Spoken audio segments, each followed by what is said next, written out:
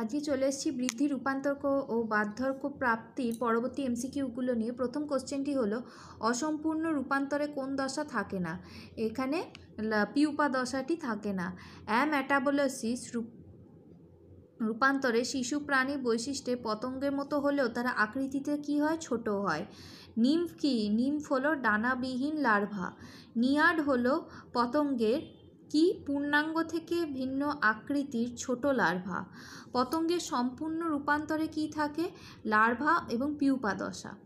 পতঙ্গের পূর্ণ রূপান্তরে অর্থাৎ হলোমেটাবোলাস লার্ভা পূর্ণাঙ্গ প্রাণীর থেকে সম্পূর্ণ আলাদা।